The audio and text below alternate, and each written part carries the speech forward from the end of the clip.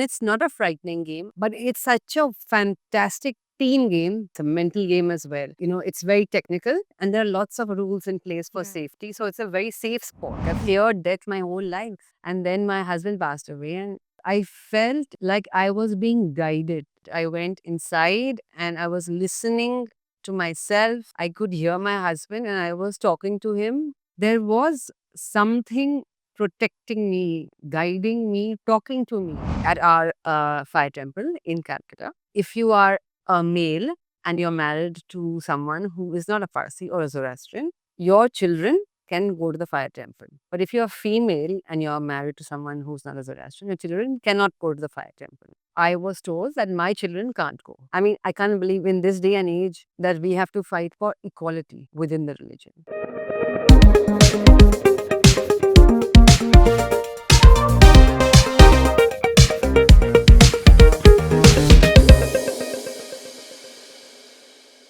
Hi, I'm Neha of the New Indian Express Group. Today, I'm joined by the strong Sanaya Vyas Mehta, and who seamlessly balances her role as an athlete, mother, businesswoman, a fitness and style icon, all multiple hats Thank wearing. And anyway, so let's not waste time and let's get to the fun chat. So, Sanaya, hi, and welcome to the podcast. Thank you. Really Happy happy to be here. Thank you.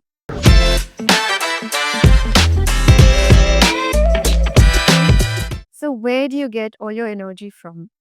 Well, that's a very simple question. Okay. My energy comes from my mother and her mother before her. I think I come from a long line of very strong, hot blooded Parsi women who have always questioned, why things are a certain way and who are ready to fight for any and everything. And, if you look at me, you wouldn't guess that I'm a fighter. And even I wouldn't think I'm a fighter until I'm in a place where I have to fight. And then I'm like, oh, wow, even I can fight. Mhm.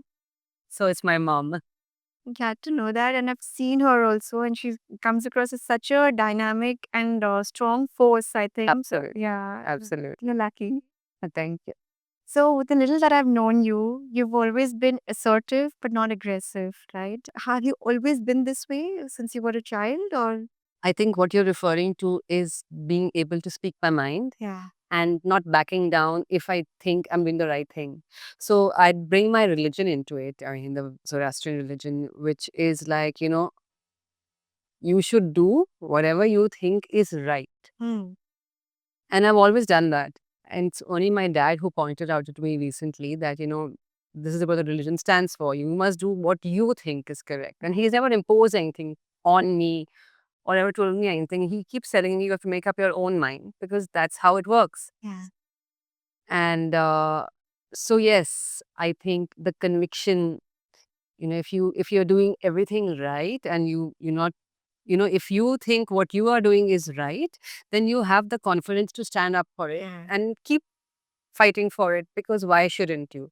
And again, I've said that, I come from a long line of women who also are happy to speak their minds. So that the two things combined give me, I guess, the confidence to do whatever I think is Yeah. right. When we talk about fearlessness and rugby, I think it's such a frightening sport when I see it. And so, how did rugby happen? Because I also read that your mother was was also an ace athlete. She's won 71 medals. She's played hockey, basketball, and for state level.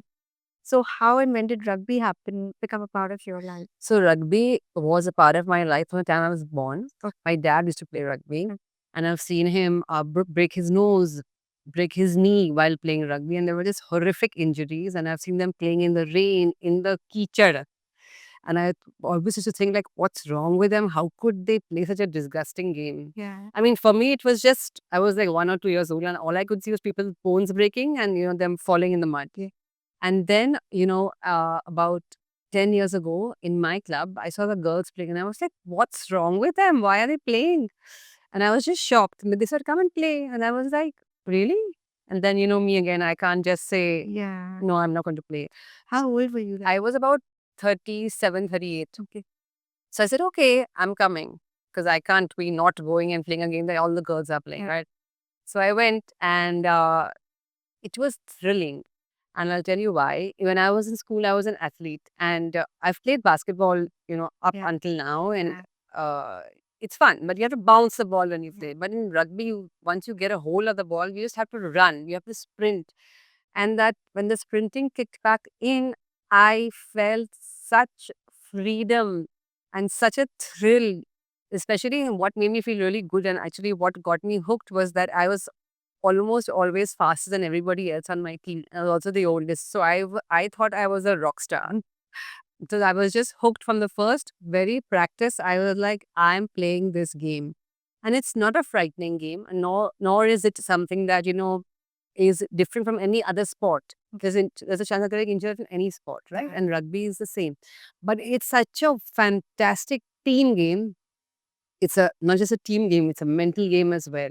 And it's very technical, and there are lots of rules in place for Yeah. safety, so it's a very safe sport. Okay. And I'm in charge of women's rugby in India, and the, Yeah. the kind of progress that the girls are making is something that just fills my heart with so much of joy Yeah. and pride. I mean, it's just amazing to watch these girls from every corner of the country come out and roar fearlessly.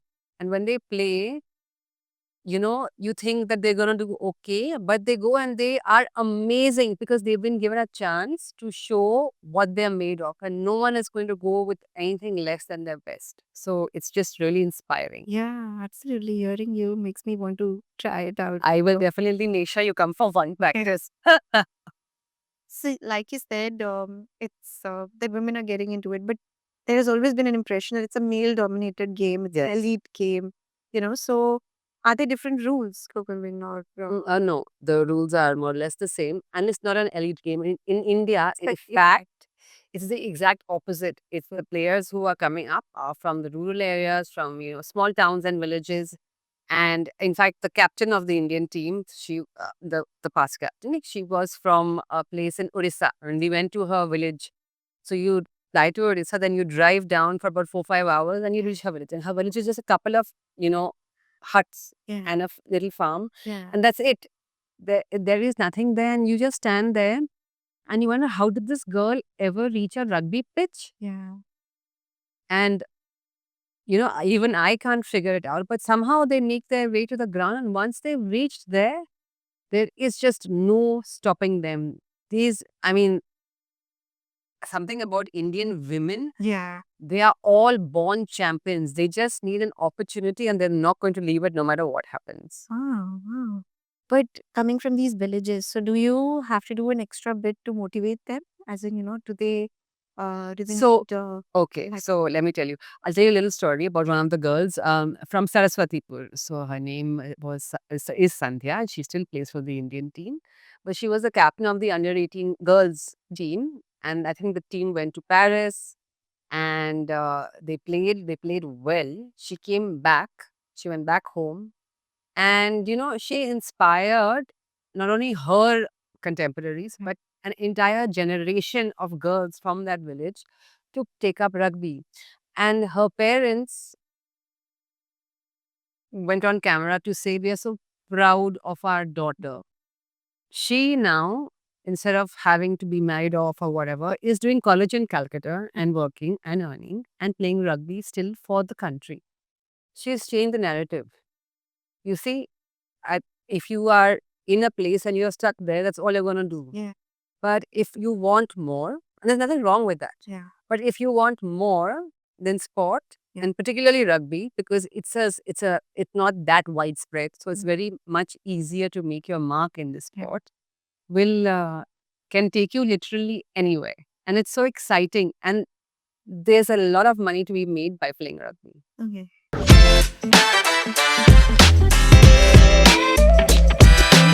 You're also the VP of the Indian Rugby Council. Yes. Yeah. So how have you brought in changes? So, our association, I'm very proud to say, is one of the most well-run associations in the country.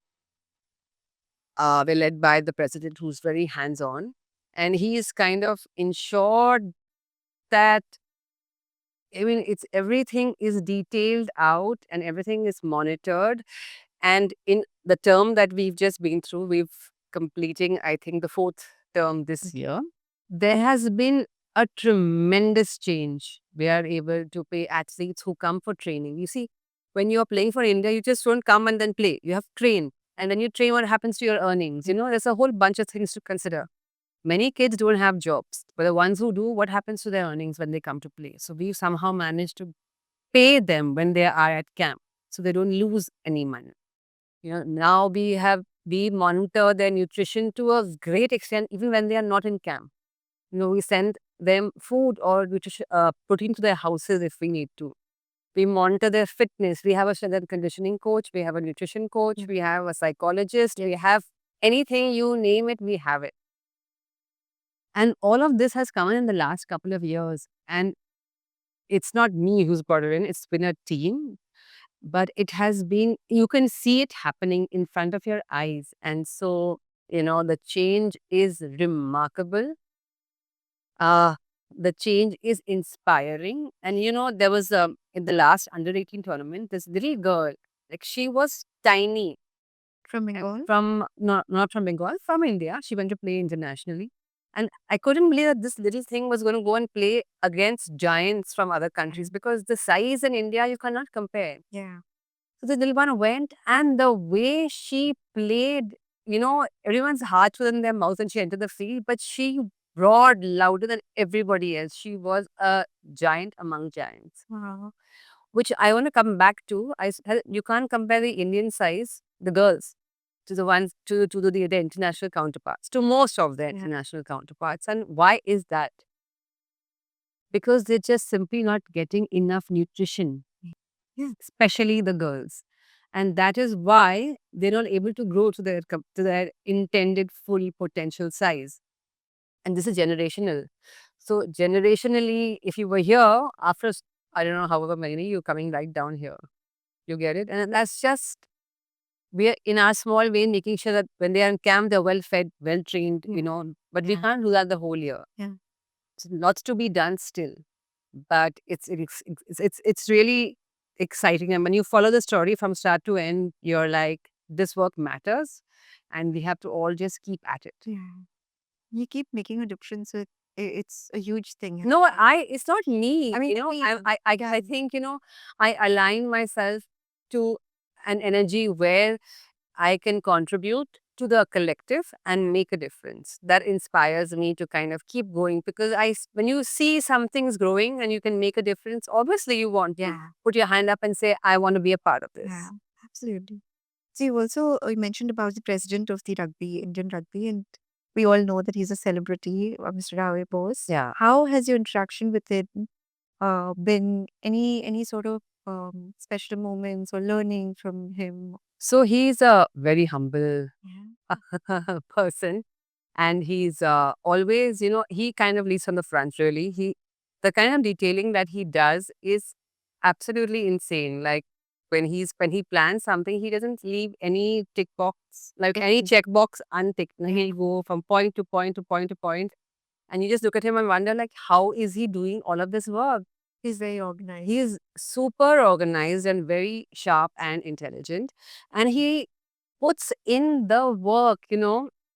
It's one thing to be on the field and playing and putting your 100%, but this man puts in 200% because this is not his only job, and this is the honorary position that he holds. But the way he works and the things that he does, like he's like, once he's in Delhi, then he's in some village in somewhere to meet someone because one person has a problem there. So he's flown down to meet them and sort the problem out. Then he's somewhere else, and every time the team is like, we have a full team of people who are ready to work. He's like, but I will handle it. So it's just insane. Yeah. It's insane how much he does. I know, and that actually detailing is something, right? Exactly. Yeah. But again, I'll emphasize that it's a team. The team can be led and is being led very well. Each and every person does their role, and that's what makes this journey so inspiring and at the same time pleasant, because every team can work, but some teams are so disjointed, it's difficult to do anything there, right? You don't feel like being in that environment. But this is a very positive, inspiring environment where, whatever little bit you can do, you feel like doing because you can. Yeah. Does even Samara play? Samara stayed for Bengal last year. Wow. She played basketball and rugby both for the state. For rugby, of course, West Bengal, but in basketball, she played that CISC national Okay. competition or whatever. Okay. Yeah. That's brilliant. So, regarding fitness, I must say, and you spoke about my daughter Samara. Yeah. So, during the lockdown, we started working out together. She was 15.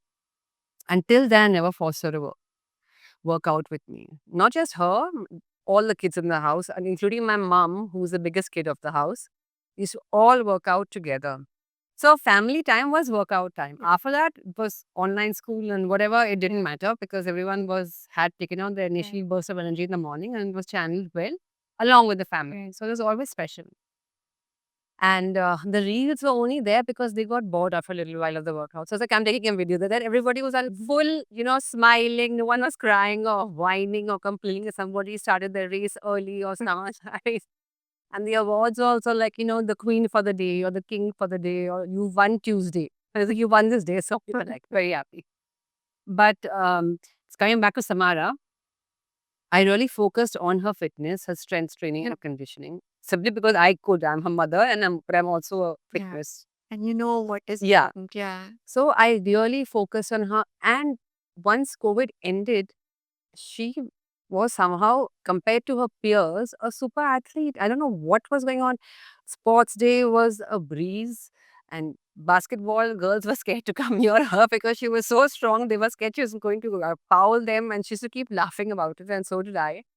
And then I said, come on, play rugby. She was like, okay. And we started playing rugby. And because we were playing together, mother and daughter on the field, it was just so much of fun. Either she would catch me or I would catch her. And if I ever scored a try while she was chasing me, there was a full blown tantrum. How could you let the mother score a try? She would fight with all her teammates. But it's just so much fun Yeah. to work out or play sport with Yeah. your children. It is amazing. I And but a agree. little bit of strength training takes you so far. It is absolutely outstanding to see.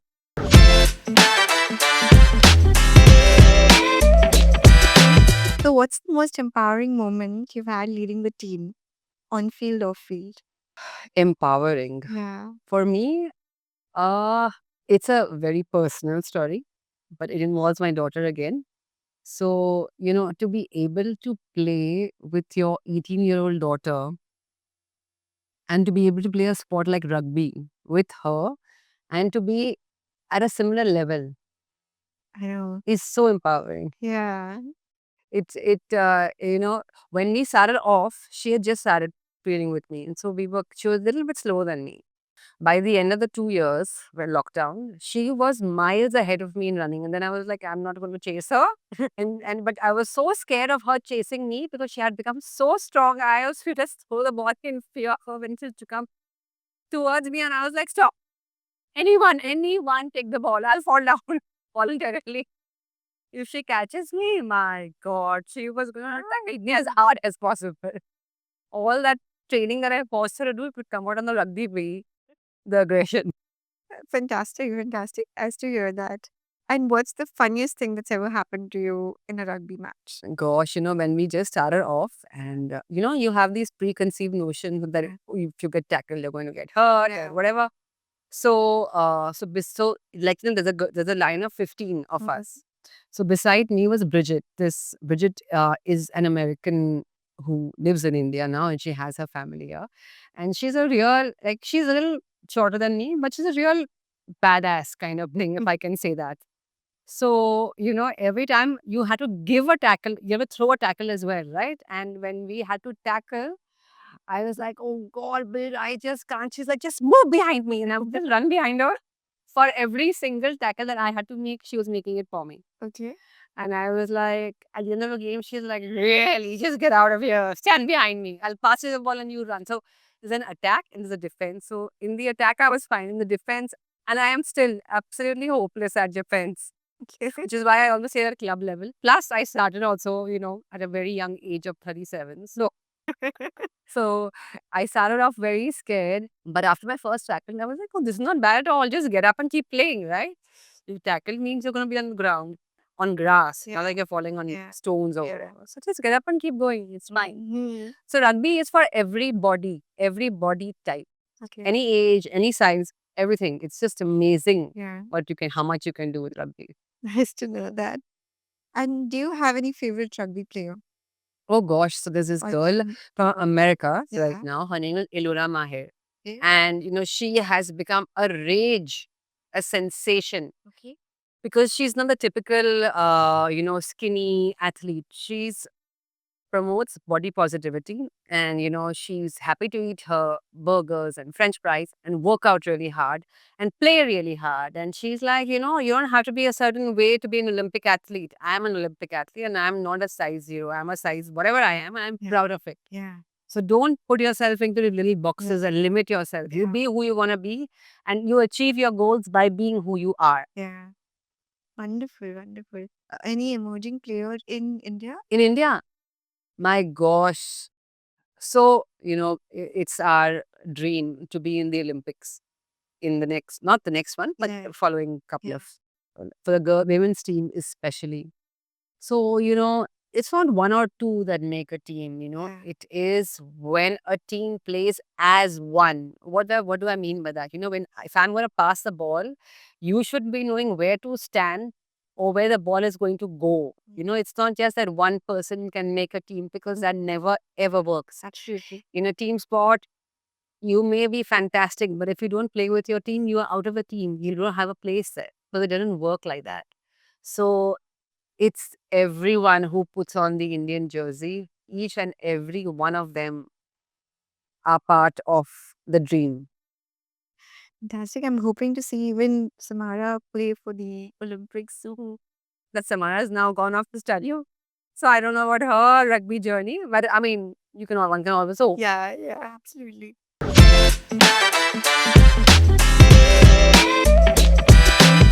So you've also been majorly a part of CCFC, I know, Yeah.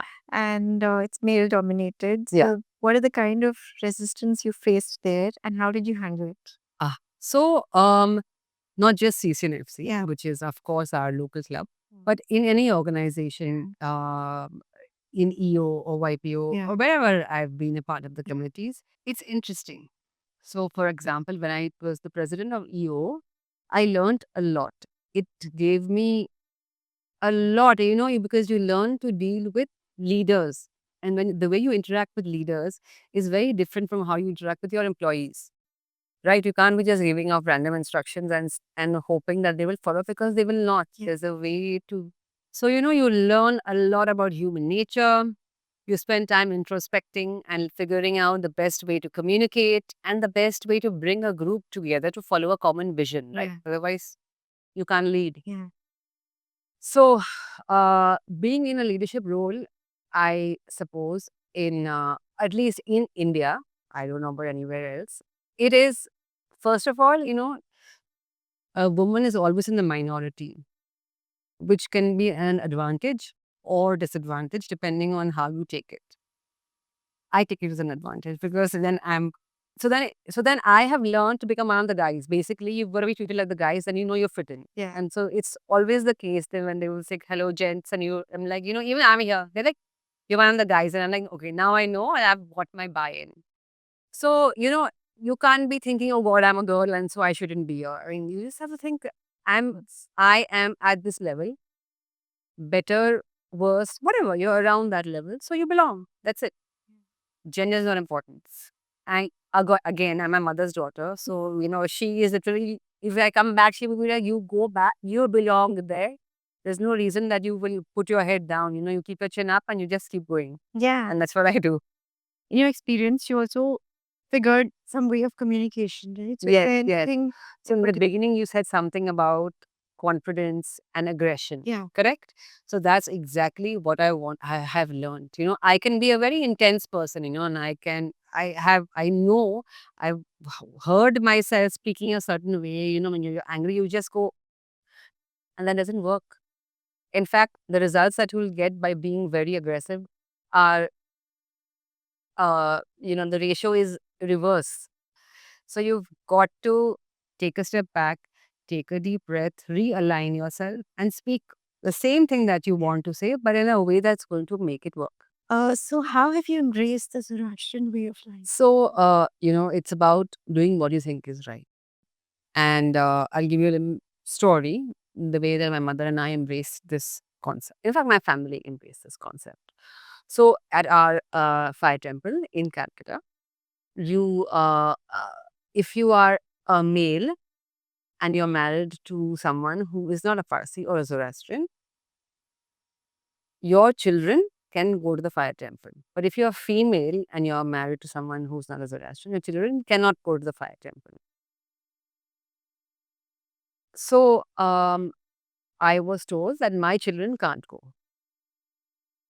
I eventually did the thread ceremony, which is an initiation into the religion. And so now they should be able to go because even they are Parsis or Western. But the fire temple said, no, because you've married outside, your children cannot go. Which makes no sense whatsoever. I mean, it's like the gene is equal. It's because you're a man in India doesn't make your genes any stronger, better, or whatever. You know what I mean? Yeah, I know. So my mother said, this is not acceptable. We need to get the rule changed. So we went to the trust. My mom and my parents went to the trust and they spoke. And the trust said that, okay, then this has to go to court if you're going to change the rules. So we said, okay, we went to court. But we are still in court fighting for what? Just, I mean, I can't believe in this day and age that we have to fight for equality within the religion. But it's something that we felt was the right thing to do. And so we're doing it.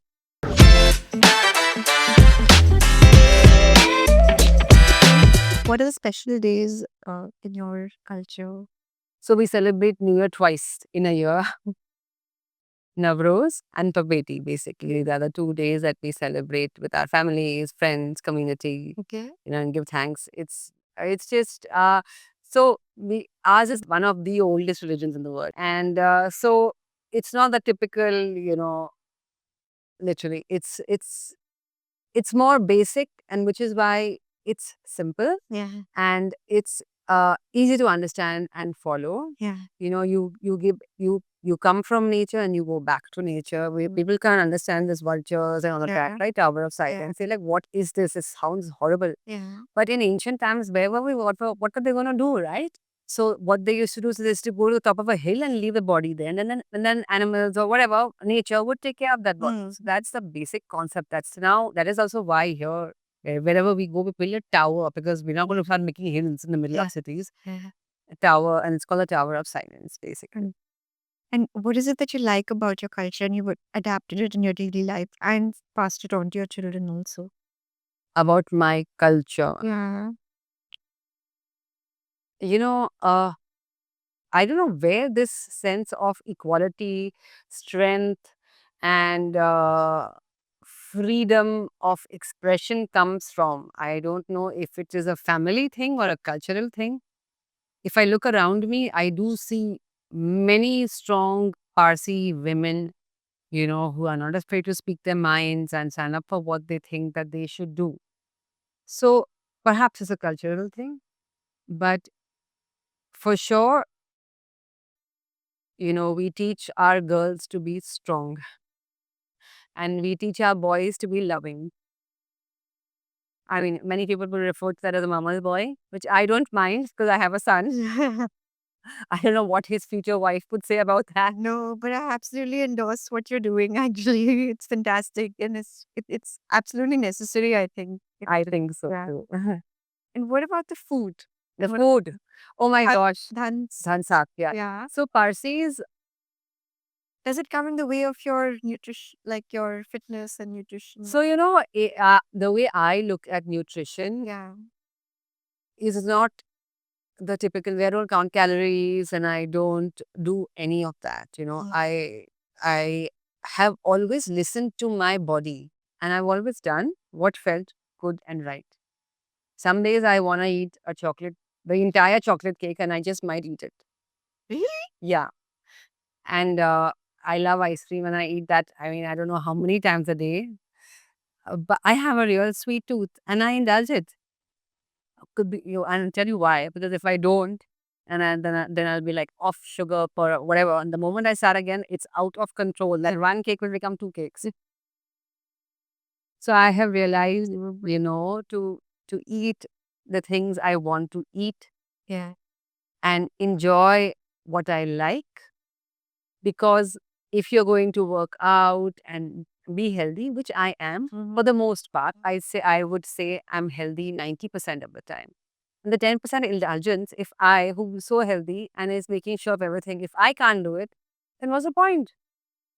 True. We are here To live. in this dimension to enjoy the little time that we have, right? And if you're going to be so strict and torturous and regimental about what you can and cannot do, then maybe that's what you want. And everyone is, of course, allowed to have their own point of view and do whatever makes them happy. Yeah. But this makes me happy. So this Yeah. is what I do. The Parsi culture, its tenets encourage one to celebrate life, right? So has this helped you strengthen your belief in life and has shaped you up in So some? no, so this has got nothing to do with the Parsi culture. For me personally, this I have been taught, especially to celebrate the small things by my dad. He's always, anything that anyone does in the family it doesn't even mean matter what they have done. The very fact that someone has just simply turned up every day, even when they didn't want to, we can celebrate that. And Beautiful. some days we want to be together and we have nothing to celebrate. So we just celebrate that we are together. And so, yay, we are all together and we're happy. And so let's celebrate that. That's good enough, right? Because it's only when you celebrate together, then that's when the bonding happens, right? You can put in all the hard work and do everything. Everyone's seeing that and appreciating it. I mean, at the end of the day, the reward will be yours, which we will celebrate also with you. But even, on the blah days and the off days, and when you have each other's backs, that's worth celebrating.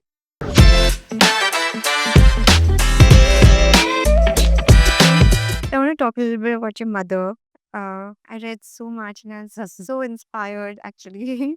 My mom and I fight so much. And Actually, it's the fighting that kind of got me back on my feet this time also after the craziest loss of my life. It's just like I'm arguing with my mom, puts that fight back in me to be able to get up and get out and do what I need to do. So my mom is just like, she's my biggest strength, and the fire in her kind of kickstarts the fire in me, yeah. which I think has gone down to my daughter as well. So you mentioned about your personal loss just now. Yeah. How have you coped with it? And I don't see whatever little I know that you don't seem like you talk about your feelings too much. So do you have a confidant? Do you? So, I am someone who feels a lot, and my dad was telling me this recently that, that from the time I was very little, I always feel my feelings, they always are more intense than the normal person's. So, of course, I feel everything in a very magnified way, is his sense of how I feel. So, when my husband passed away recently, I so let me just take a step back. I've always been very afraid of death. And I always imagined that if I would lose a loved one, I would be like shattered and I would be on the floor crying hysterically, because that's what you see around you. So you think you'll be the same, like you always, you fear something. Like I feared death my whole life. And then my husband passed away, and when it happened, I did not react like what I've seen around me. I reacted, I felt like I was being guided. And then I was talking to my brother about this recently, and I was like, I felt like I was guided, and that I went inside. I went inside and I was listening to myself. I could hear my husband and I was talking to him.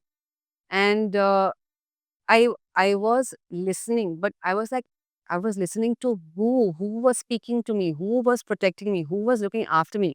I mean, of course, my family surrounded me and they pulled me out of that entire time. But there was something protecting me, guiding me, talking to me, which I could hear. It was for the first 3 months, I was talking to someone, be it my conscience or spirit or just something that I was talking to. And when the talking became less, I was like, what was that? And then you meet people who say they're clairvoyants and they talk to. Yeah, Yeah. it's not a science. You can believe it or not believe it. And I'm not someone. I mean, I believed it. Like okay, and it's strange. I was communicating with this other dimension. I was being guided and nurtured because you talk about mind body connection. For me, my mind was somewhere, my body was somewhere. There was a complete disconnect. My body was in shock. So I lost about 5 kgs in about 10 days. My hair was drying up from the bottom and I looked mad. But my mind was like in a little bubble. It was cocoon, it was protected. And it was coming to the universe was kind of taking care of me, and that grief was not I mean, death happened instantly, but the grief did not happen instantly. The grief was being delivered to me in small doses, which allowed me to accept it gradually and peacefully. And now when I talk about it, I just thank the higher being, whatever it is, for guiding me, talking to me, and coaching me through this. And I took a step back and I was like, it was not just me, it was my children who were behaving exactly like me. So obviously, whatever this is, this spirit, guide, God, whatever you may want to call this higher being, they've been looking after all of us together. And then I did something and someone said, you've got a dog in your house. I said, how do you know? You've got a white dog in your house looking after you all. I was like, someone had gifted us a dog after my husband passed away, and he has been looking after my son, in silence. And you hear of all these things and you never believe it Yeah. because you are like, whatever. But here I was seeing it.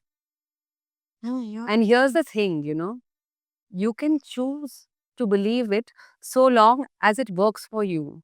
Like in the beginning, I thought I was mad talking to myself or talking to my husband. I could hear him. He was in a calm place, and so I was in a calm place, And my hope for him was to pass on to the light and go to the next level wherever he needed to be peacefully. So I was peaceful. He was peaceful. The kids were peaceful. It was okay. We were all managing the best that we could. Now, if you ask me, like, how is it done? I would be like, I have no idea. I was just listening. I was listening. I was going inward to listen. Now, did I just make up another person in my head? Maybe. I really don't know. Because there's no science to it. You don't see it. So you don't know how much to believe, right? But whatever it was, whoever it was, if there was I know there was someone helping me. So, first of all, so much of gratitude to that higher being for protecting me and my family. At the same time, so much of gratitude to my brother and who was there with me at that time and who just kind of mirrored my energy back to me. He was standing there beside me through it all and he was calm, I was calm. And I think that's the best way to be when someone passes away because if there's anything to listen to, you will hear it. If you are in a hysterical state, yeah. which I'm not judging at all. You may be, Yeah. your control, your emotions are not easily controlled. At least mine are not. I thought I would be completely hysterical, but I was listening. I was doing something else, focusing my attention on something else, which kind of guided me through a really dark place in a safe, uh, protected manner. Thank you for sharing with us, Nayan. This is something that I didn't know I had in me or I didn't hear. I mean, I've always thought I was intuitive, Yeah. but again, I may sound completely mad saying all this, and they were like, "What nonsense is she talking?" Just No. fast forward this part. No. But you never know. And if it's helped me, and maybe it'll help you, I really don't know. But listen, see the signs if you want to follow them, and if you find sense in it, and if it works for you, do it. Otherwise, don't do it. I think each one's experiences and feelings are really valid. Absolutely. Whether someone And it's from understands. there that, Yeah. that people talk about your purpose. What is your higher purpose? And then that question has been asked so many times. And I'm like, what nonsense question is this? How do you know? Who's going to tell you? But who is going to tell you what your higher purpose is? It has to be you. And who is telling you? What is that intuition? What is that? Who is talking to you? From where are these sounds coming? From where are these voices coming?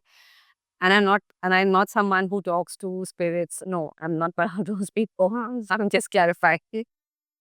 I'm just someone who's spent the last few months trying to find a deeper meaning to this all. There's another dimension. Oh, I'm not saying this with clarity. I'm just saying whatever I think as of today. Tomorrow I may say there's no dimension. I mean, I don't know. But just for now, I believe that there is another dimension, which has far more influence on us that we could imagine. Like, if you look like you're going to have an accident and suddenly you swerve and you save yourself, like, how did you do that? Why did you do it? Who was looking after you? Yeah. Was it your own brain? Was it your reflex?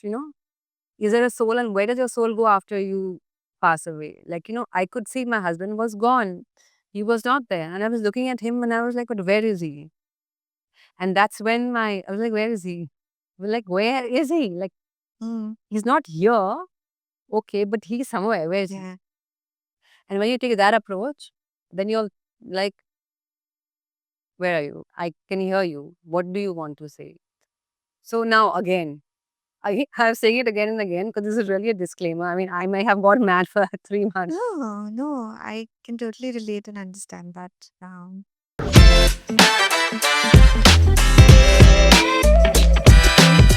So, what is I mean, I know that music plays a big role. Oh, yes. Music has been healing for my children especially. Yeah. Every time they sing, they heal. So, my husband obviously loved music. Yeah. So they sang for him that night that he was the last night that he was at home. They sang for him. Someone played the piano and everyone, and she sat beside him and they just sang. And he looked like he was sleeping. So, it was the last time that the four of us were together. But it was filled with music and it was peaceful and it was healing, and we all felt better after it. And that's how my children honor him. They honor him and they remember him and they keep him alive by singing. So they actually did a tribute show for him where both of them sang and told stories and they was just standing there and I was like, how are you guys doing it? They were like, we are singing. This is how it goes. This is our therapy. It's music.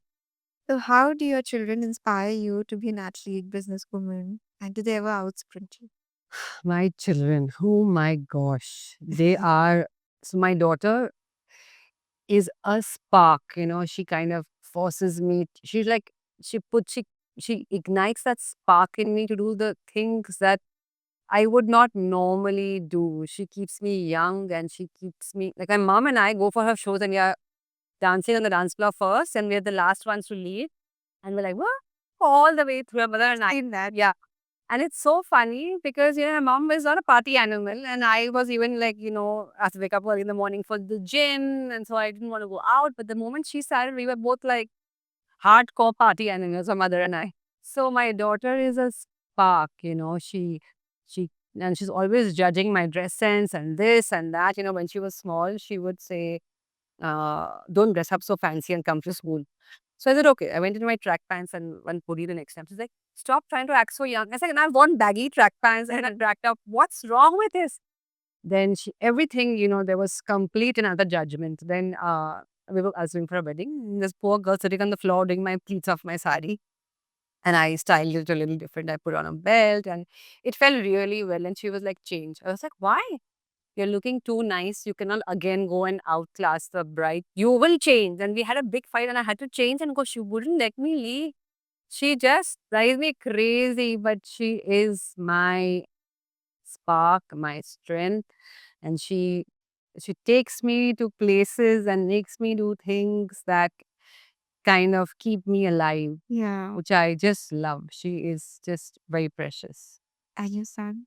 My son is my safe space, my zen. The name is Nirvan, and he is just that. He's such a healing energy about him.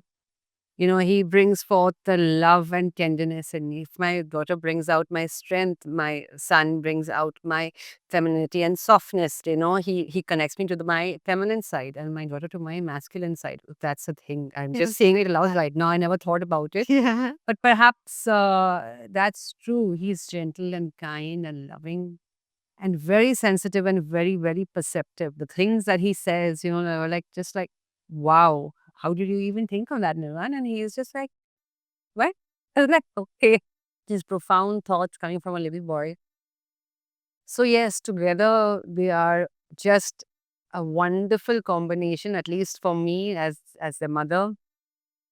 They bring out the best in me. And it's something very satisfying. There is something that actually, if you ask me, how do I keep going and why is my head up and why am I out of bed every day exercising? It is because of them. My mother is my motivation, but my children are my inspiration. I remember I met you once in CCFC, I think around Christmas, New Year's. And I was going to ask you, you come across as someone who party hard and stuff like that. And you remember you telling me that my good time is when I go back home and I have good meal with my children. Oh, did I say me or did I say exercise? Whatever. I don't remember that's your time with children, basically. My time with my kids, really, at every stage of their growing up, it's a different relationship. And the one that I'm on right now, I just, apart from the one when they were very small, because I love tiny babies, I mean, I squashed them up and kissed them up to no extent. And my mom and I made sure that they were equally spoiled and disciplined. So now, yeah, really, it was spoiling them rotten, but he very strict on certain things. Like Yeah. you could not be a brat, no matter how hard you tried. You had to be grounded and humble and kind and the basics. So it was important to me that you be a good human being, and apart from that, whatever else. Like I don't care if you come first or last in class; it makes no difference to me. So my daughter, she used to do average in her whole school life. No, but I know that she's won a lot of, she's the biggest. So then Yeah. in class 9, COVID hit. And she said she never liked actually going to school. She preferred to be at home. She's one of those nervous children. He was one of those nervous, introverted children. So for her, going to school was a lot. It was just a lot. And when COVID hit, she was in class 9 and she was alone at home studying in Sabini. She became this A student, and then when the ISC results came out, it was online. She was like, open up the results. And I was like, but first you must hear that, the results are not important. Class 10. She's like, I've done well, open my results. I was like, but hear my talk first. She's like, no, I don't want to hear it. Open it up right now. And I was like, God, I'm telling you something important. I thought she was going to do like me, which was like average. Because, which most of her life she's been doing what I've been doing. And so I said, let me give you the speech point so you won't feel hurt. She's like, I know, open it. I was like, how did you get 97%? It was just shocking. And I was like, 95 in Hindi, your Hindi is worse than mine. How have you got these marks? Math, she was terrified of math her entire life. Then in class 9, my friend said, get her a teacher who's not the best person to get you the best marks, because there are some teachers who are Yeah. really well known, Yeah. but they don't work for every kind of student. So for my daughter, I brought a special needs teacher. I'll tell you why. Because my daughter was so terrified of math. It didn't matter what the sum was. All she could see was, monsters on the sheet. So the teacher kind of got her over her fear. And she's actually good at math. And she voluntarily, no matter how much I begged, said, don't take math in 11th. She said, I am taking it. I was like, please don't take it. I've had enough nightmares for my own math and then your math and my son's math. Now just leave it.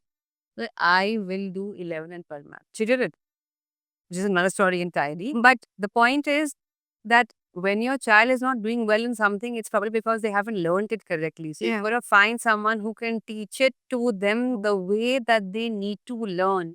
It took her from failing in math to getting almost full marks. Yeah. Like literally, I was amazed at this child and how hard she worked. She just wanted it and she did it. That was it. And I kept saying, stop studying. She's like, stop saying, stop studying. Everyone's studying. I was like, you've revised it at least 100 times. Stop. She's like, you're a very bad mother. I was like, let's run, let's go to gym. She's just like, no, I will study. And she did. Because you know what? She was a very nervous child. And she realized that the only way to get over the nerves was to go over prepared. So she over prepared and she went. And my rule in this in the morning before going was insisting that she works out and does some breathing. That's it. So that by the time you go reach your exam paper, you are calm. Perfect. I don't think So, we did this and she came with these ridiculous marks. And I was like, she's like, but my friends got more. I was like, how much more? From 97, how much more is there to go? There's just 3 marks, no? 3%. Just shut up. So Yeah. she was like, But I believe you completely about this maths teacher because I had the same experience with my son. He used to not like maths, but I got a teacher who made him fall in love with the yes, it's the Yeah. way that you are taught. Yeah. And if you're a teacher who knows how to teach, and motivate. forget inspire and motivate. If you are talking a language Yeah. that the child understands, you will get through. Otherwise, you will not. Yeah. That's it. Yeah. So right now, my son, all the tutors who come, they tell him that he's like, he doesn't need a calculator. He's So so quick. my son is like that. If you make him write anything, it's a disaster. But mentally, Yeah. like once he like by sitting with my son and teaching him math, which is always a disaster in the first place. But anyway, I was making that mistake again.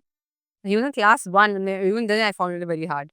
So anyway, there was this problem sum, and for him it's very hard. He has dysgraphia, reading and writing issues. So he read the sum. Here are the answers. I was like, just don't talk nonsense. Start writing the sum step by step. Da, da, da, da, da, da. He finished it after half an hour, and the answer was what he said it was. I was like, how did he know the answer? I was like, I did it. In his mind, it happened in 1 second. But the moment you have to write these long, Yeah, draw on sums. I know what. But I wish the education system would upgrade because we don't live in that age anymore. It's not relevant. So, if you can, Especially Indian education is very stressful, actually. it's not bad. I would, Yeah. I don't discredit it simply because, when an Indian student goes abroad, then everything is easy. You're taught, I don't mind putting in the hard work when you are young.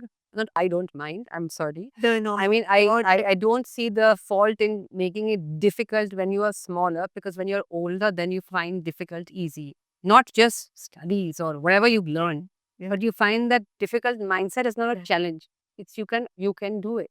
And the syllabus is ridiculously long and big, unnecessarily difficult. Like, why do you need to learn all this physics and chemistry stuff? I mean, it makes no sense to me. But the children are doing it really well. So they know that they can do whatever they want to do later. Yeah. Which is great. Yeah.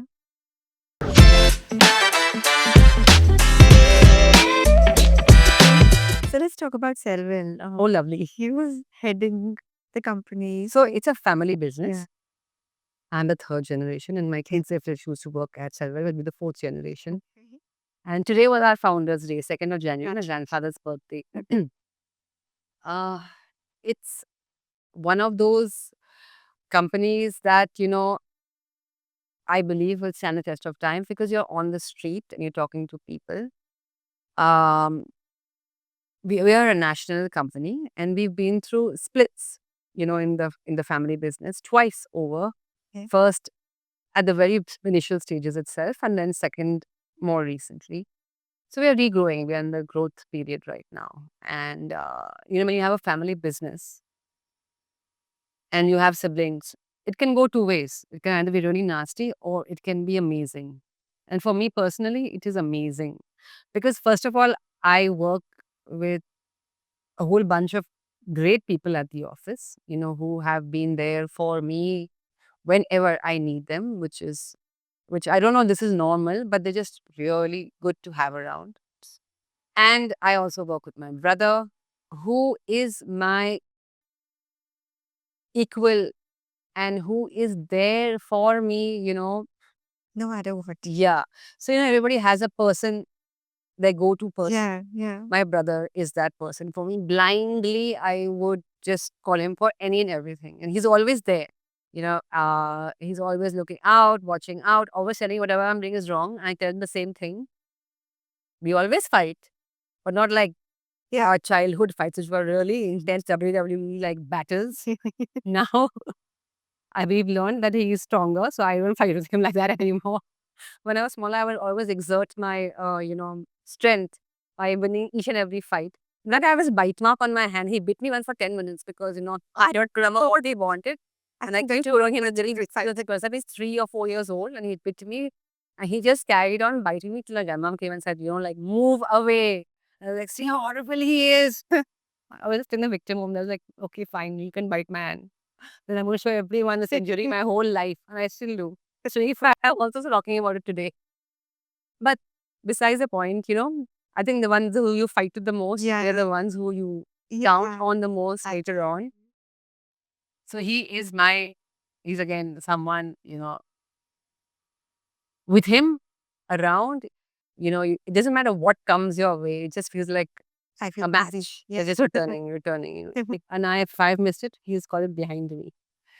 And vice versa. So it's wonderful for me to be in a family business, to have a brother, to have a father and a mother mentoring, guiding, there with you. At times, I when I want to make sure things are done my way, I ask them all to just move out of the way. And I'm like, no, Give me space. yeah, I'm doing it like this. And they're like, no, no, no, no, it's wrong. And it's like, I am doing it like this. And I will do it like this. They're like, oh God, again, she's in a stubborn. But they don't get in the way. Yeah. And they don't. Let you be. Jahan keeps trying his best to, like, this is how it should be. And he's also read up a whole bunch of psychology books to be able to handle me alone. So he's, giving me advice and he's coming in at all different angles. And at the end of the day, if I made up my mind, then that's it. And he knows that also. So he's left me with everything. So I say, I've heard you. Yeah. Now I will do what I want to.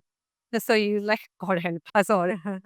Like the most recent thing I did in the office, I booked on all the walls. There are no walls in my office anymore. Oh, and reason just to give it you. We've got everyone onto the same floor space. Mhm. So everyone's come in and we've all fit into one office.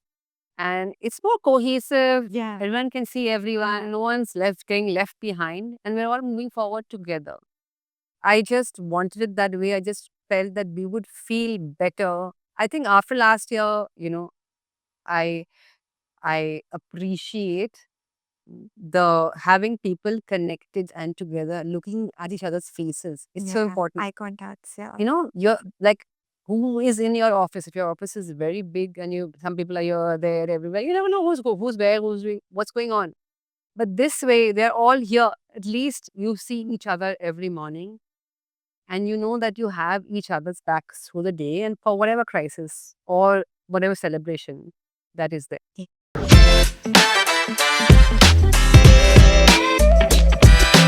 Also, has your rugby background contributed to any leadership, aspects? Rugby, what has it taught me? It has taught me teamwork. Yeah. Same as a boardroom. Yeah. You have to use teamwork because here you have 7 or 15 girls Yeah. on a field. And I was the captain for the longest time because I was the only member in that particular team. So I had to be the captain. And it was really a tough job to first to get girls to come to practice and then to play in matches, because at the end of the day, everybody has nerves. It's like, no, no, no, I won't play. This is paining. Anything is paining, if it's paining or not. Like there's so many things that happen. And you've got to deal with everyone individually, yet also lead them as a team. So there's a lot to learn. There's a lot that you learn about yourself. And I always, temper is a thing, right? Not that I have a temper, but when I lose it, it's gone. It's like I'm like a. So there was a really funny story on the rugby field. And that's the day I said, no, I'm captain anymore. I've had enough. We were playing at 12 o'clock in the afternoon. I don't know why, in the middle of summer, it was really hot and the ground was really hard. And we were playing on some other ground somewhere, which was a little bit stony and pebbly. Okay. And I stepped on the field and I was like, I just can't focus. I feel like I'm going to just explode today. I told the girls, like, listen, wherever I say, just do what, tell me to leave because I'm just not in the zone today. So they were like, no, no, no, you stay, let's at least start. So I was like, okay. We started. I was standing in the wrong team only from the beginning. They were like pulling my hands, saying, you are standing in the wrong place. I said, I just can't focus. The sun is killing me. They're like, no, no, no, you can't. I said, I have to go out. They were like, no, no, no, play, play, play. So I finished that game somehow or the other. It was terrible. But then I was like, I can't leave this team because I just am not in this position anymore. But being with these girls, playing with them, even my club team, just playing with those girls. It was so much fun. I mean, each one is different from a different age, like starting from 18. Was 16 at the time, and I was 47 now. She was the youngest, I was the oldest. There was a whole range of girls in the middle, each with different body types, strengths, backgrounds, families, married, not married. Didn't matter. Firstly, rugby is for everyone. And the fun that you have with your team. You can be fast, you can be slow. You have a role on that team because everyone has a different Yeah. piece to play in that kind of puzzle, if you will. So it's just it's fun. It's fun. It keeps you young. It keeps you fit. And if you learn teamwork, that means the team comes first. Yes. So you always have to put your individual needs aside Yeah. for the higher good. Yeah. And that's anywhere. You take it to the boardroom, you take it anywhere. So, what is the meaning of be a good sport? What is that? That means we've got to do whatever is best for the team, right? So now each person in the team doesn't know that, but you know it. So when you're taking a call, you're trying to do your best, which if you don't communicate well enough, others will not recognize or realize it. And that's second thing I realized that I wasn't communicating enough. I was doing things, but I was taking it unilaterally, and then I was not telling them what's happening and why. I was making changes, and they couldn't understand what was going on. So I realized that you need to communicate more. It's never enough. You can never do enough communication. So keep going, keep talking, keep saying what you're doing, why you're doing, what Yeah. you want to do, what is the goal, what is the vision, Yeah. and all of that. Yeah, nice. So even I learned from my dad. He says that you should take the team along with you Absolutely. because you can't do anything solely. No, you cannot. Yeah. And that's the magic about it. Yeah. I've in work, in at least in whatever my career. So I was then male dominated, right? Yeah. And then in EO, we had to organize. I had to organize this first Ridhima and I, this Yeah. other member from EO, this first ever women's South Asia event. This is only for women. And I panicked. I was like, I've never worked with women. How will I manage this? But it was such a pleasure to work with women because, I'm someone who delegates, but I'm also someone who believes that people rise up to whatever opportunity has been given to them. And the way that the ladies rose up and handled whatever came their way, the kind of attention to detail, the event was a breeze, and I did very little apart from decide who's doing what. That's about it. Everything was taken care of in the most amazing way. And that was my first real hands-on work with women. Yeah. And then, of course, with my local women, the club team. It was a lot of work, but it was so rewarding. My life became richer because of these girls in it. We celebrated so much together. And in fact, when tragedy hits, which can hit you in any way, they're the first ones who show up, and they're just there, and they're just like, you don't have to say anything. They just know what you need when you need it, and not only on the field, even off the field.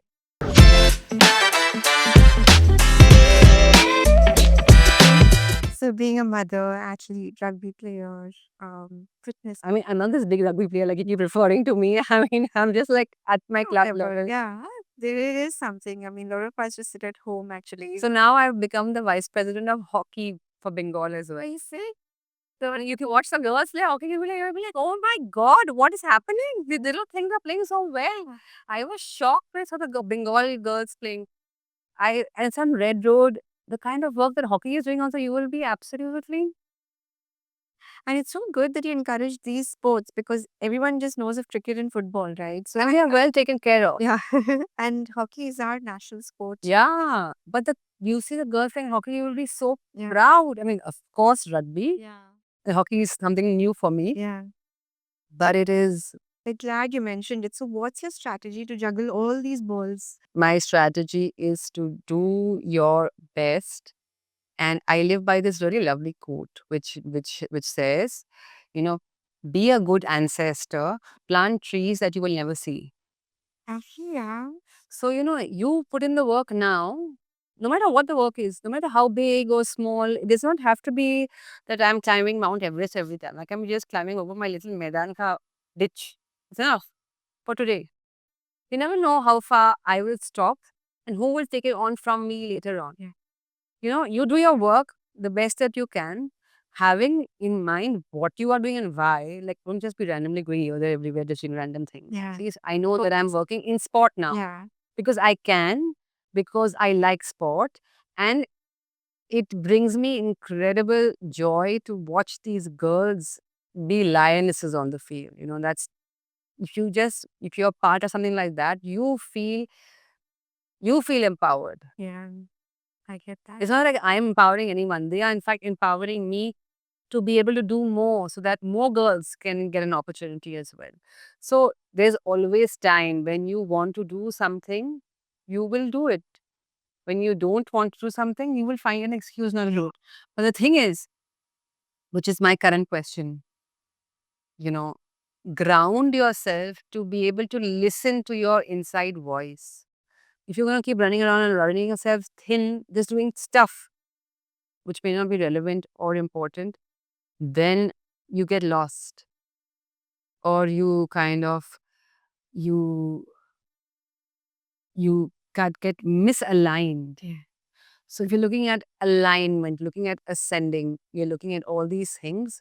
So what do you have to do to get there? And who do you listen to? You have to listen to yourself. You have to listen to your God, your spirits, your guide, your ancestors talking to you, telling you. If you go listen to them, then or yourself or your intuition, then you will hear everybody else and just do random nonsense. Whatever one person says, other person. It's like health.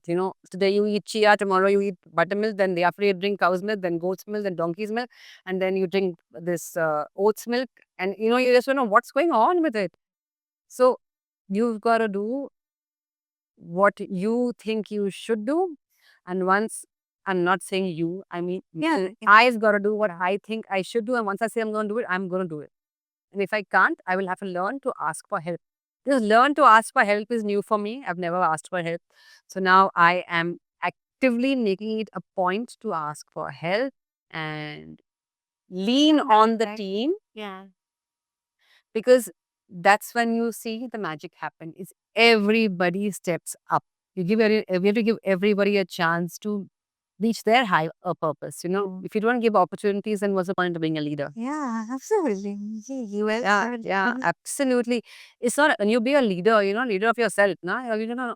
If the organization grows, what is growing with it? That means the people are growing. It's all about people, connections, relations. At the end of the life, you will think about physical things or human connections. I don't know what you think about. I have no idea. But I thought that at the end, what would matter most to me would be the human connections, and the moments that you've cherished or valued. So I want more of those moments and more of The those legacy you want to connections. leave behind. The legacy. Yeah. Perhaps, yeah, it's how many lives you've touched and what kind of gives you that satisfaction that you've done something that brings you joy and also brings others joy. Because if you're just going to sit and make money, that may make you joy, but everybody else is crying. That's what I mean. I would be miserable. So everybody has to. It's a collective. If the collective is growing and you see the collective growing and happy and healthy Yeah. along with you, then I think you did something right. Yeah.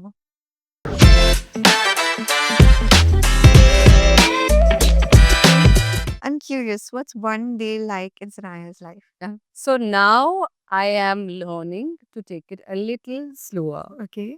So earlier I was very regimental about my workout in the morning. I would start at 5:30 with my mom and daughter Yeah. because they used to work out before school, my daughter, my Yeah. kids. Yeah. So they had to get ready for school by 7:30. So we would be down by 5:36, Yeah. and 6 to 7 we would work out, and then they would go to. So then after that workout, I would do my own workout followed by my class. I have a studio at home. Yeah. There was 3 hours in the morning of exercise, and then work. Then also at work we have this Burdwan Palace. There's a pond behind a little. So I walk around at the back a lot. The thing is, I'm a person who wants to be fit, and the concept of being fit can be in the gym for 1 hour or it can be something about moving throughout the day. Yeah. And I was doing that 1 or 2 or 3 hours or whatever, killing myself in the morning. And I still, perimenopause, menopause, these aunts of ours who nobody can escape, they came knocking and they said, "Hi, we are here." And no matter what I did or how hard I worked out or how little I ate, my weight was not going down. In fact, if I eat 1 spoon more of rice, the tension, what is the weighing scale going to say tomorrow, was crazy. Then I had to kind of relearn what is the meaning of exercise, what is the meaning of menopause, and what is perimenopause. Have you ever heard of it? I never No. heard of it until I had it. Please share. And I was like, what is this? Please share. I think So menopause means 1 year of no menstruation. Before that, for 10 years, you could be having perimenopause. just it is 10 years. Yes, now all these little things, hair fall, foggy memory, feeling stiff, feeling tired, I am all women who are made to believe nothing is wrong with them, your hormones are in disarray. It is called perimenopause. And if you go to the doctor and you come up, a doctor who is first of all willing to listen and talk and say, yes, it is a thing. It's not in your mind. There is something wrong with you. And here's how we can rectify it. Now, this is not a very fixed science in the sense that it's no one tablet and you're fixed. Okay. Everyone's hormones are all over the place, and we've got to figure out which ones we want to attack, because you bring down one, something else. It's like Yeah. an art and a science. Yeah. So, how do we handle these two aunts of ours is a question that Yeah. that everyone is trying to answer right now. And that's where I've actually decided I'm going to write a book and figure out this. I'm just bringing in together what exists. But because no one knows it, I'm bringing it in a book. And my book is not one of the scientific books. It's like how I'm talking to you. I'll explain it in the same very casual, crazy way that, there are things that you can do. It is not in your mind. Just because you don't have a fever doesn't mean you're not well. This is, your body is not well, which is why you have these problems. You are exhausted. You are cranky. You're yelling more than you normally do. Why? You didn't suddenly go mad. Their hormones aren't necessarily. Probably estrogen or whatever. Yeah. So, so don't be harsh on yourself. Practice self-love. Adjust your exercise and nutrition. Do your blood work. Talk to your doctor and figure out a way that you can manage this in the best possible way with the least amount of side effects. Yeah. So allopathic, homeopathy? No? Whatever you like. Okay. I wouldn't force anything on anyone to do. So what worked for me was a few lifestyle changes. Yeah. As I said, walking Yeah. through the day. You don't sit the whole day. Just because you're in an office doesn't mean you have to sit on a chair. You can get up and walk every 5 minutes, Yeah. every 10 minutes, or however often you want. In fact, during most meetings, I'm pacing up and down, which everyone hates. I'm like, I don't care, I'm pacing up and down because I need to. And Blood circulation. and that's become a way of life now for you. Yes, it has. So the point is that, as women, there is so much that we haven't figured out. Yeah. But there's so much that we accept because we're like, oh, it's just a thing. Because we're so busy doing everything else, even being a caretakers, right? So if you got to book an appointment for the doctor for yourself for a thing which doesn't have fever, you're like, we'll go later. It's not important. And you keep putting it on the back burner. And then all this time has gone and you are miserable. And your life is miserable. And then you're like, it could have been better. Slow down and It's not necessarily slow down. no, what you said was that you listen to yourself. Yes. Right? That thing. That's, of course, your choice. I may be talking to some imaginary person in my mind. I don't know. But for now, that person is bringing me solace. So I would talk to that person. If tomorrow I say that it was just me being mad, then maybe it was. But it worked for me now. So I'm thankful and grateful that it's there. Yes.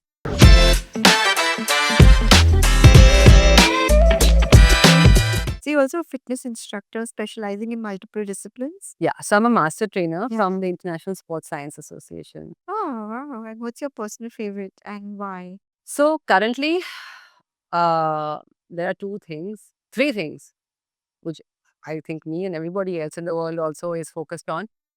The first is what everybody knows, cardio. It's the most popular, the most fashionable sounding. Yeah. Running, jogging, getting your heart rate up. It's very important because I know many women who don't get their heart rate up because they're like, oh my God, my heart's beating too fast. I'm like, that's the point. Yeah.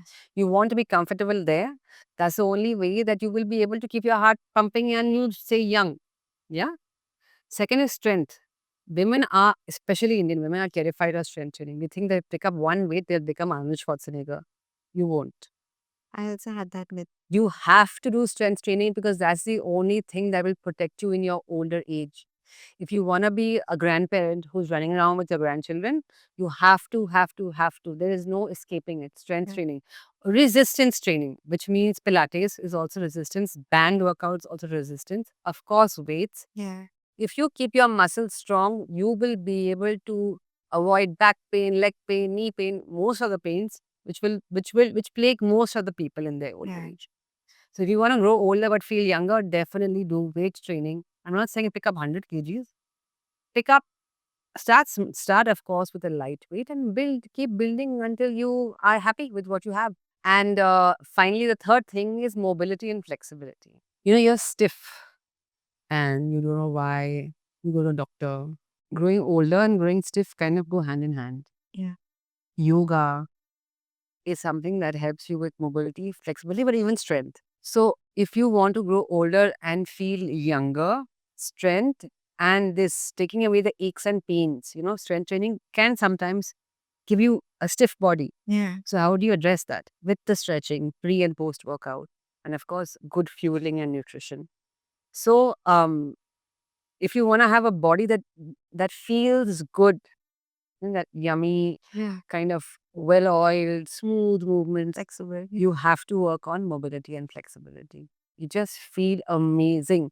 And believe me, it feels much worse doing that than strength training. All my students say a year stretching class, they're like, oh my God, this is so hard.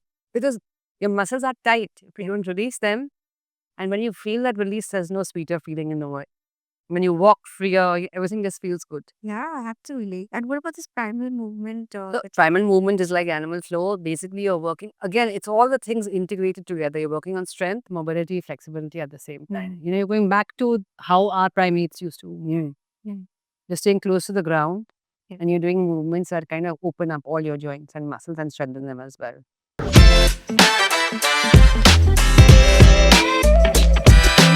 So you're not just a sports person in Calcutta, but also a fashion icon. So how did sports and fashion blend in? Oh my God. Yeah. There's something called athleisure. Okay. The moment I discovered that, I was like, this is who I am. What is this actually? So, everything comes down to, first of all, everything comes down to who you are and what you feel best in and how comfortable you feel in what you're wearing. I'm someone who has always been fascinated by fashion. I tell you why. My mom, this is all her fault. Yeah. She dressed me so badly when I was small and she gave me the worst haircut possible. And I had these horrible, horrendous pink plastic glasses. And every time I looked in the mirror, I was like, who is this ridiculous girl? And I just was like, the moment I realized I can say no, from that day onward, I took charge of my own dressing and how I looked and everything. And my mama was like, what is this? And I was like, I'm happy. She was like, didn't like it at first, but I was just, I'm not having it. I was like, no means no. I am going to do it my way. But recently, were you branding for Gucci and I wasn't advertising for Gucci. We did some promo event together. I think when Gucci had that Diwali edit launched at the store, so Karuna Ezra and I kind of hosted the party for them. Yeah, that was really fun. So, I mean, my sense of fashion is, I think, I'm someone who looks in the mirror, and that's something that actually is a very good thing you asked me about fashion, because I think most Indian women, they keep their shoes outside. So they wear whatever's handy and they leave. And most of the time, it doesn't match with what they're wearing. For me, everything is important, from the hair to the earrings to the clothes, whatever. So, but shoes, I have seen shoes go wrong so many times. If you ask me what is the one mistake that most women make, it's like not paying enough attention to their footwear. And you get all kinds of brands at all kinds of ranges now, so there's no excuse. So, How many shoes do you have? oh, that's not a question that I can answer. And But I must tell you a story. yeah. For Mother's Day, my son bought me a pair of shoes. Yeah. So he asked me, I was wearing something. He's like, which brand is this? I was like, so he went to the store with my husband to buy me a pair of shoes. So sweet. And the lady said, this is how much it cost. He went to my husband and was like, I'm so sorry that I know I. So my husband was like, no, it's fine. You've chosen it, you buy it. He was like, I do. He was so guilty. He's like, how can you wear this? I was like, then he was like, this is for you, mommy. And he was horrified that what had happened. He was like, it was so funny, Yeah. his reaction to the entire thing. So we were having a discussion recently about what he wanted to do in his life. So I said, he's like, I study only these three things. I was like, why? Because they're easy. I said, forget about easy and difficult. What do you want to do in your life? So he couldn't understand what I was saying and why. He's actually a singer. I said, but you have to sing songs that everyone likes, not just what you like. So he was like, really? It's like, yeah. So he was like, So we said, what kind of a life do you want to live? Think about it. And then think about what you have to do to live that life. And then work your way back. So that's something that is on his mind right now. He's wondering if he wants to study business or he wants to have a band or whatever. And the possibilities are endless. But whatever it is, you have to first figure out, yeah, I guess you have to see where you want to go Yeah. and then figure out how you're going there. So it's interesting to see life from a child's perspective, especially one that's, at the precipice. Then it's like a very interesting journey of how you eventually get to where you want to go. Absolutely. So Absolutely. that again comes back to, the inner voice. When you don't know what to do and you're so confused, and everyone's like, do this, do that, do this, and you're like, here, and you don't know where to go. And then, you just have to go inward. And do you have any fashion icon? So fashion, I have, I'm friends with someone who's a fashion icon. And her name is Anamika Khare. Yes. And I always sit with her in her workshop and she's drawing something. I'm like, even I can make that. And then she makes it. I'm like, what's this? I cannot make this. So, she's such an inspiring woman. Because I'll tell you why. Every collection of hers is copied by someone or the other, and sometimes identically in a cheaper fashion or in a cheaper fabric or whatever, selling it. It's competing with her because, if I'm making this and selling it at 100 rupees or 20, we'll all buy at 20, right? Yeah. So every season, she comes up with something completely new. And the biggest compliment, which I keep telling her as a compliment, is that everyone's copying you every season, every time. So that's amazing that you can reinvent and come up with something better Yeah. season after season. Yeah. No matter what she makes, Yeah. it suits every age and every body type, which I think is just remarkable. There was a party where I was wearing something and somebody else was also wearing the same outfit. And I was like, you have good taste. And she was like, so do you? And we took a snap together as well. Because at the end of the day, if you look good and you feel good in what you're wearing, Yeah. nothing works better than that. No, absolutely. I think I've worked with her, so I know she's Ah, fabulous. And her sense of fabric, styling, everything is just very unique. and the other one who's taken the city by storm is Shraddha Mrarka of Vizio. She's brought Western wear Yeah. in such a special, beautiful, kind of fashionable way. Yeah. It's lovely. Yeah. You see everybody else dressed and turned out so nicely nowadays. Yeah. And there's another friend of mine, a Bengali girl called Okay. Kavita Banerjee, and she has this brand called Bone BB. Mm. And she started off with these beautiful batiks, and she took the batik and she made it something so fashionable Ah. that I used to, when I got engaged, I wore one of her batik kurtas also, I remember. It was like a beautiful nude with white, it was just lovely. Yeah. And she's obviously been going strong ever since, but there is so much talent. And, you take whatever's there and you make it your own, Anamika's girl in her store keeps telling people that you are mixing and matching outfits and people are saying something, I want this, and ma'am will never allow it because it's not her design, this is your mix and match. And I was like, that's what I do. I love styling things and making it my own. Yeah, it's wonderful.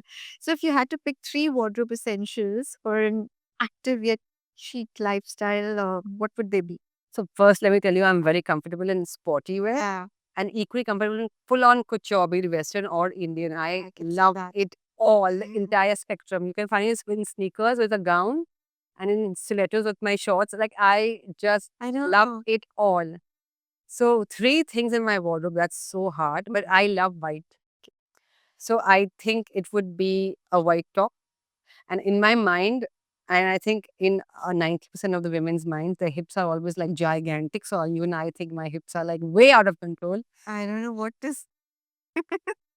So I would definitely choose a dark color bottoms, perhaps pants, perhaps black, high waisted always, because I do think that my waist is narrow.